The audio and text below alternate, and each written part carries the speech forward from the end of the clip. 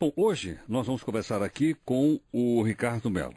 O Ricardo é o convidado do Ernesto, Promissão e meu, e ele é autor do livro publicado aqui pela editora INED, Profissional Integral, Vida e Carreira em Comunhão Dinâmica. Ricardo, inicialmente eu queria agradecer a sua participação conosco aqui no Mundo Corporativo e logo fazer uma pergunta a você, assim, por que um profissional integral? Né? Esse profissional integral precisa ser buscado, precisa ser construído?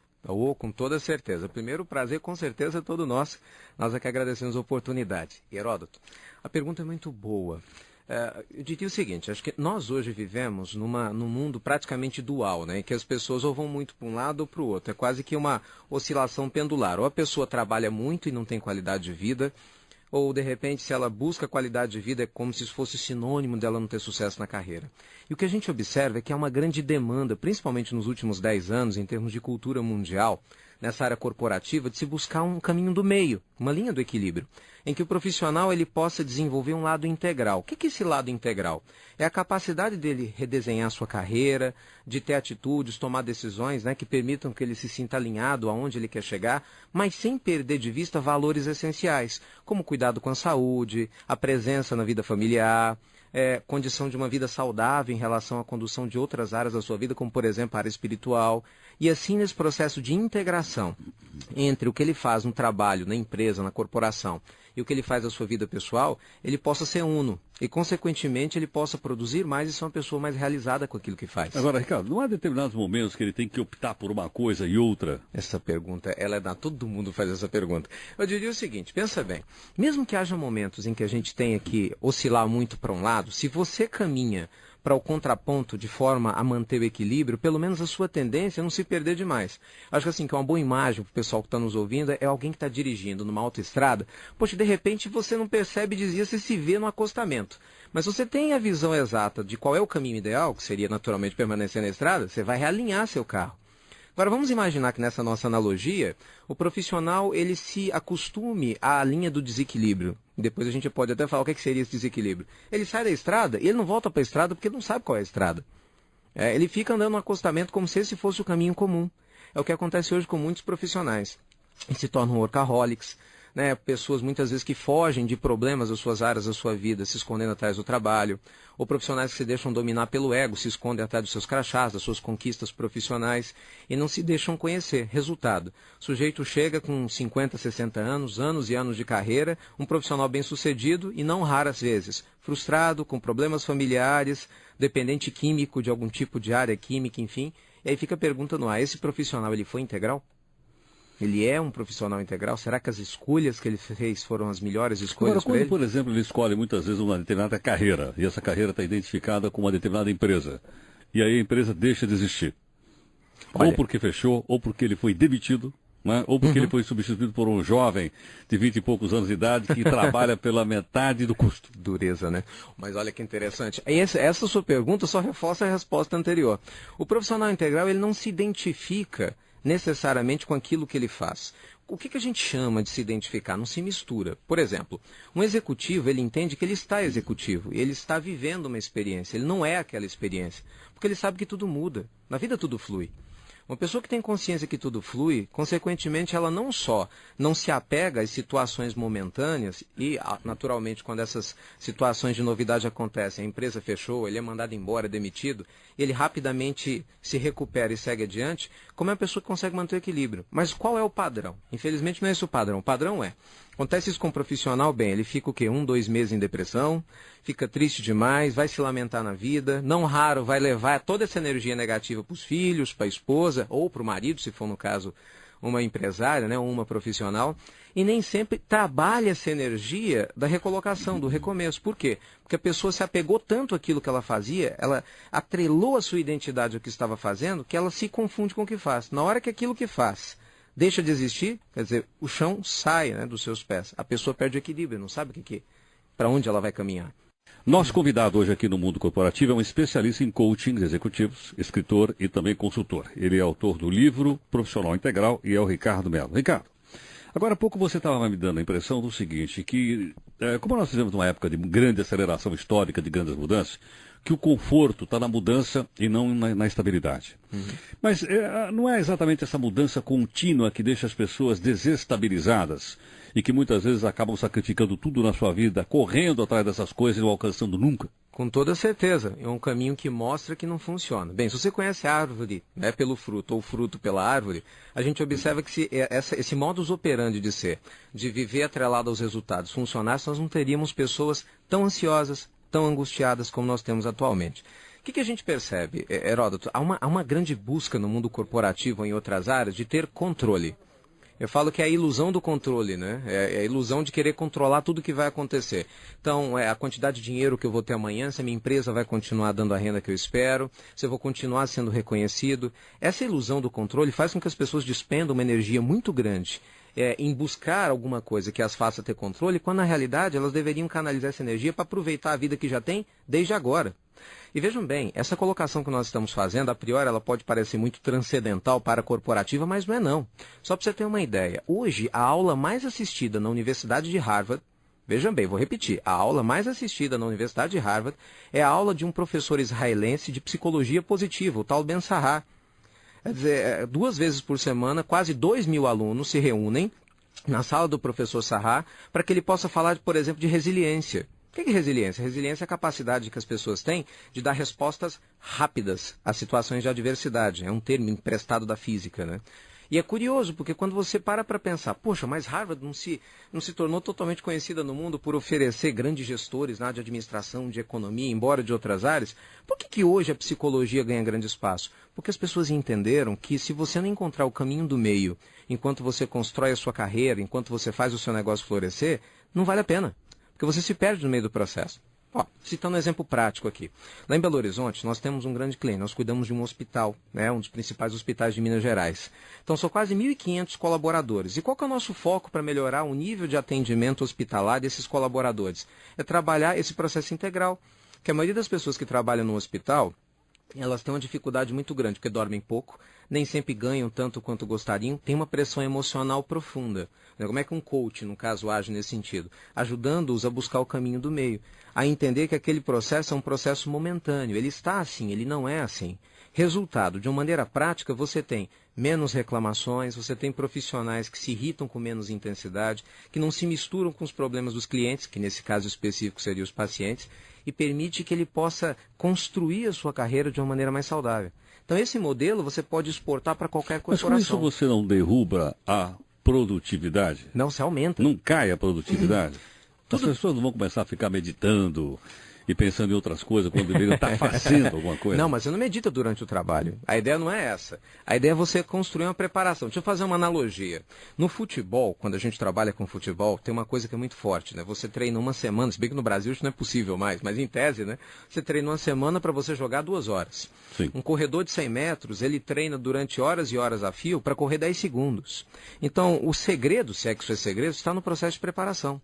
Então, um profissional integral, ele entende que a preparação dele é contínua. Por exemplo, eu não tenho dúvida, eu não vou me preparar apenas quando eu vou dar uma aula ou fazer uma palestra. Eu me preparo desde a hora que eu acordo, na maneira como eu converso com um sujeito na rua na hora que eu vou pedir um cafezinho, ou na maneira como eu lido com o meu cansaço.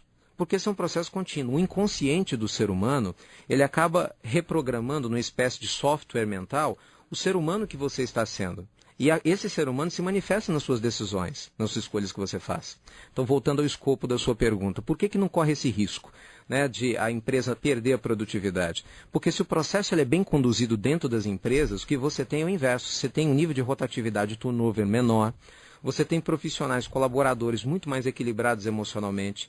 Dependendo da área, por exemplo, como a indústria de construção civil, você tem uma diminuição substancial de acidentes dentro do ambiente de trabalho, porque os colaboradores estão mais centrados. Você tem menos conflitos com os clientes externos, porque as pessoas elas sentem mais prazer em serem criativas e compreender as necessidades dos outros. Tudo por quê? Porque elas aprenderam a fazer isso com elas. A grande utopia, Heródoto, para fechar a nossa resposta, é que ainda se acredita que é possível você vender um modelo que você não vive. Isso não existe, isso é uma bolha especulativa na área corporativa. Não adianta eu querer te passar um modelo de vida que eu não sou anteriormente. E o que eu acho fantástico, aí me perdoe a sinceridade, eu fico extremamente entusiasmado, é perceber que hoje no mundo corporativo, empresas sérias, empresários sérios, descobriram isso. Então se investe na espiritualidade, se investe no coaching do profissional integral, porque se vê o resultado viável na conta bancária da empresa. Bem, no mundo corporativo de hoje, nós estamos falando um pouco a respeito de coaching, com um especialista em coaching de executivos, escritor e palestrante, também consultor, que é o Ricardo Mello. Ricardo, você está falando então desse equilíbrio e desse dirigente ou desse gestor integral nas empresas. Perfeito. Mas não é isso que a gente tem olhado no passado. Né? No passado, por exemplo, a gente olha que os grandes capitães de indústria, ou mesmo aqueles gestores que marcaram época, ou na General Electric, ou na General Motors, e todos os que vocês conhecem bem, eles, na verdade, dedicaram a sua empresa a uma determinada marca, né? a um determinado trabalho. Então, se isso deu certo no passado, por que não vamos mudar agora? Porque as pessoas mudaram. Porque o paradigma mudou. Porque a vida muda. Esse é um ponto central. Vou te dar um exemplo. Histórias clássicas da área da consultoria, né, que você conta de uma maneira constante. Na década de 80, todo mundo conhecia a Olivetti como sendo a referência, né, em marca de máquina de datilografia. Ela não acompanhou a velocidade das mudanças. Olivetti é o quê? Máquina de escrever? Isso, máquina de escrever. Olivetti não é do meu tempo. Lógico. A Hamilton é mais antiga ainda. Aí, de repente, ela não acompanhou a velocidade das mudanças. De uma maneira macro, acontece a mesma coisa. O que acontece? Vamos lá, vamos contextualizar o pessoal que está nos ouvindo. O paradigma antigo era o paradigma da produtividade a qualquer custo, a qualquer preço. Por quê? Porque não se conhecia. Se a gente for avaliar do ponto de vista histórico, o capitalismo ele é uma história recente. Você não tem 500 anos de capitalismo. Então, o capitalismo está aprendendo a se recriar.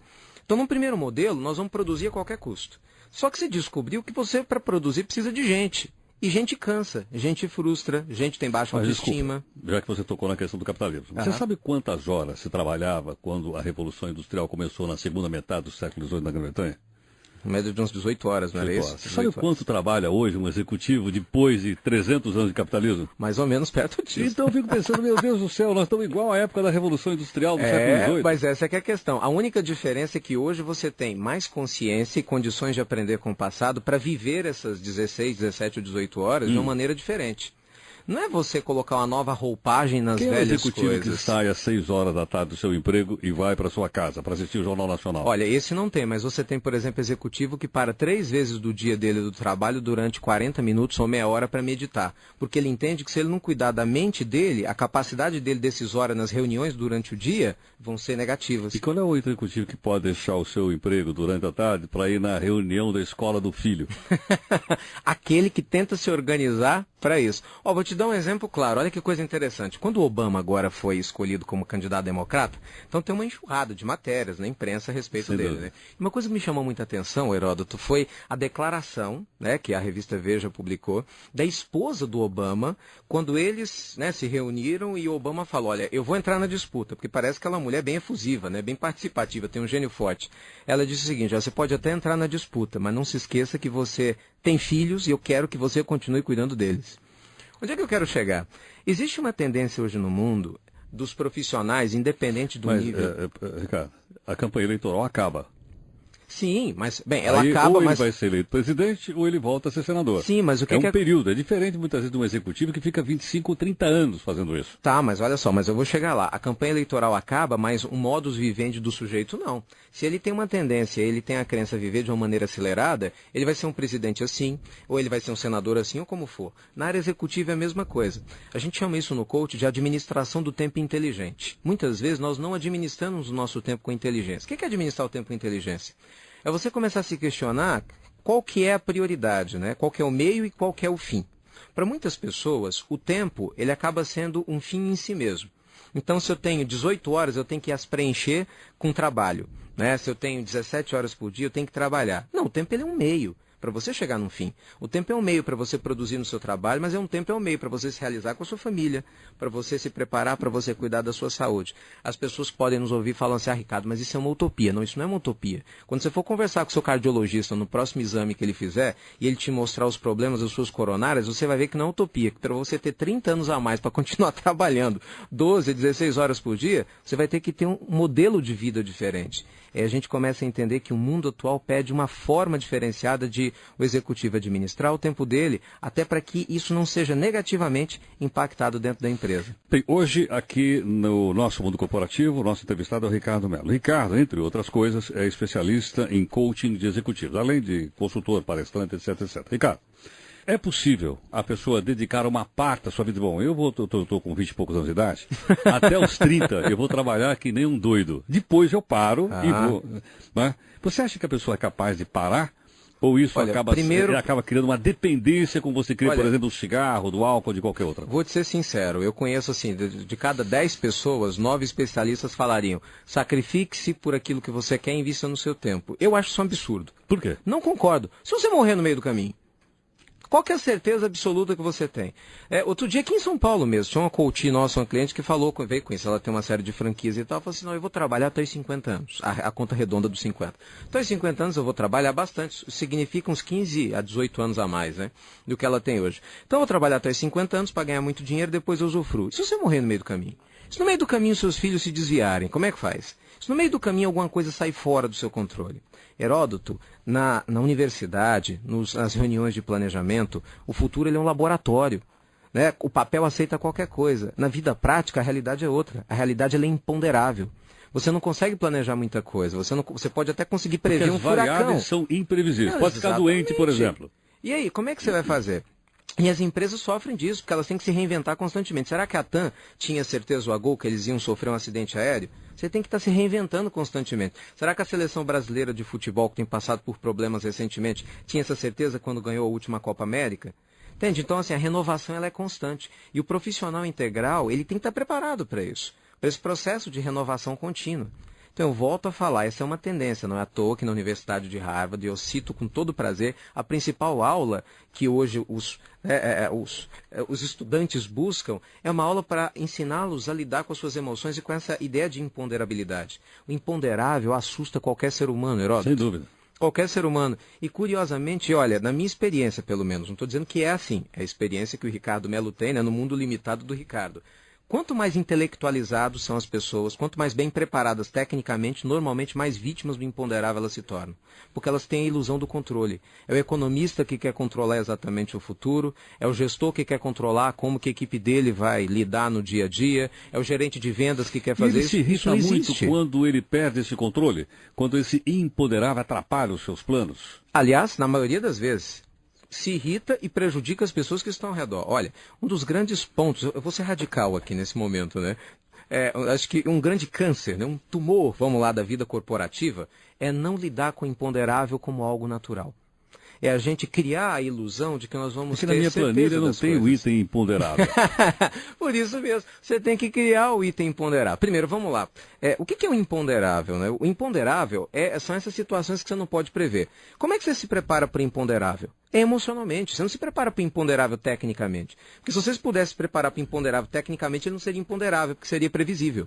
Concorda? Concordo. Quando você pensa assim, um acidente, existe uma chance incêndio de acontecer um acidente. Então existe, isso não é imponderável. Isso é probabilidade. Você se prepara.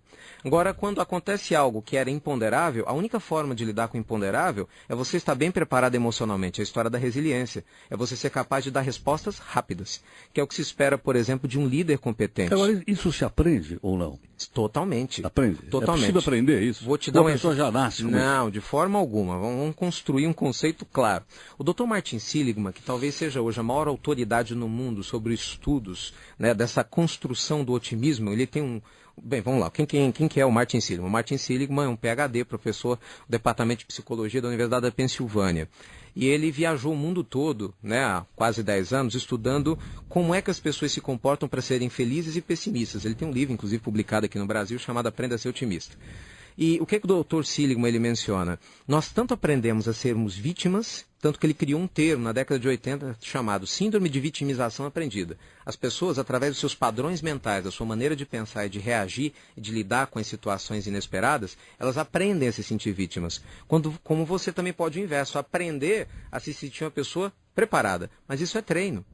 O que eu vejo é o seguinte, as pessoas querem comer o omelete, mas não querem quebrar o ovo. Eu quero o resultado, mas eu não quero pagar o preço. Eu não quero ser ansioso, mas eu não quero abrir mão de comportamentos que me levam a ser ansioso. Aí não dá. Bom, hoje aqui no Mundo Corporativo está aqui conosco o autor do livro Profissional Integral, Vida e Carreira em Comunhão Dinâmica, que é o coach Ricardo Melo. Ricardo, by the way, o que é um coach? Coach é um profissional especializado em ajudar pessoas e corporações a alcançarem resultados que dificilmente sozinhos eles conseguiriam. O coach é um sujeito, vamos colocar assim de uma maneira bem simples, né? É uma pessoa que se preparou a ajudar outras a alcançarem resultados através da construção de metas, de objetivos. É uma espécie de um personal trainer, né? Da sua vida, da sua carreira, da empresa. Então, numa instituição, por que se contrata um coach? Porque você quer que a sua equipe seja mais alinhada, porque você quer preparar o seu líder para ser um executivo muito mais coerente e assertivo para aquilo que você deseja. Por que as pessoas procuram um coach, por exemplo, de uma maneira individual, né, fora do setor corporativo? Porque elas querem refletir melhor sobre o rumo que a sua vida está tomando, ou elas querem uma ajuda, um suporte para que elas possam tomar melhores decisões. Então, no fundo, Heródoto, a gente fala que a função do coaching hoje, ela cresceu e tem crescido cada vez mais no mundo pela resposta muito rápida que traz. Só para você ter uma ideia, da década de 70 para cá, que é quando esse modelo de coaching cresceu no mundo, nós tivemos um aumento nos investimentos corporativos de coaching na ordem de quase 8 bilhões de dólares. Segundo os dados da Fortune do ano passado, no mundo hoje o setor corporativo investe quase 8 bilhões de dólares em coaching. Por quê? Por causa da rápida resposta que esse processo oferece.